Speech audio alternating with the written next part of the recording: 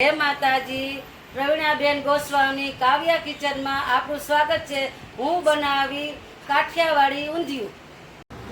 Gas ચાલુ કરું, પછી કુકર મૂકું।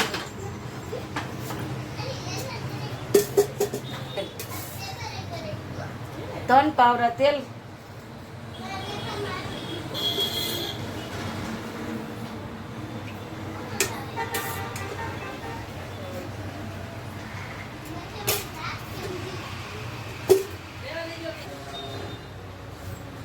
તેલ થઈ ગયું, પછી જીરું, પછી રાઈ,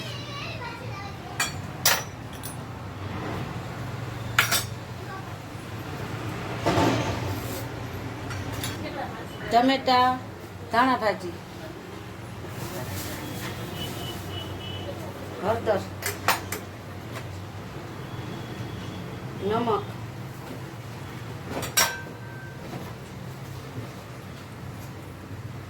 ધાણા જીરું,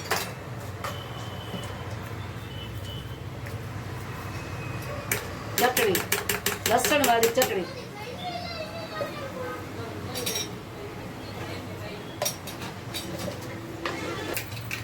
રાઈ જીરું તતડી ગયા છે। હવે હું નાખું છું હિંગ,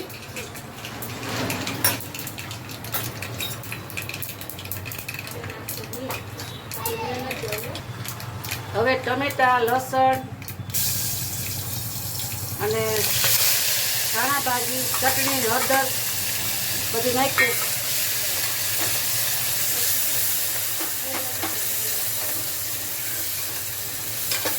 એકદમ મિક્સ કરી ઘડીક વાર 5 મિનિટ એને તતડવા દેવાનું। ગ્રેવી થઈ જાય પછી રીંગણા બટેટા નાખવાના।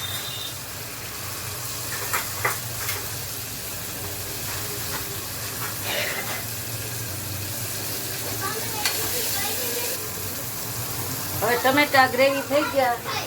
હવે હું નાખું છું બટેટા, રીંગણા,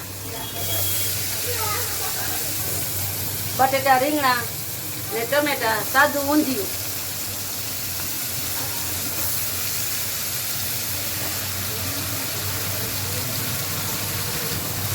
આને કહેવાય દેશી કાઠિયાવાડી ઊંધિયું સાદું। હવે આને મિક્સ કરી ઘડીક વાર એમને રહેવા દેવાનું। પછી બધાયમાં તેલ ચડી જાય પછી પાણી નાખવાનું।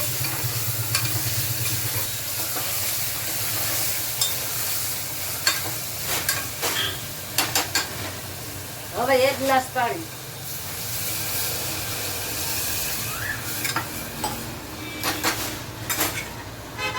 પછી ઢાંકણું દઈ 5 સીટી વગાડવાની।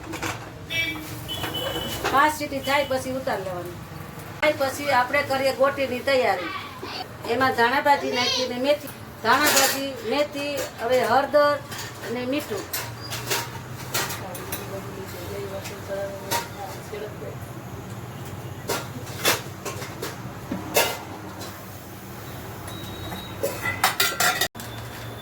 હવે નાખું ચણાનો લોટ, 2 ચમચા ચણાનો લોટ, 2 ચમચા નાખવાનું।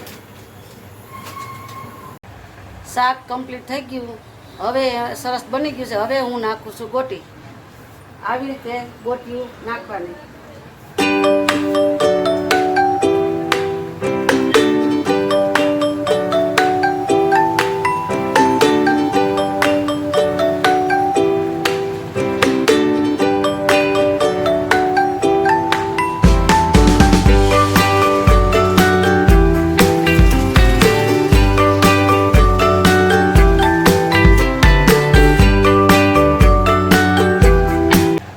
હવે ગોઠિયું નખાઈ ગયું છે। હવે 2-3 મિનિટ સુધી આને ઉકળવા દેવાનું, પછી એને ઉતાર લેવાનું। આ બની ગયું છે કાઠિયાવાડી ઊંધિયું। હવે આપણે બંધ કરી દઈશું ગેસ।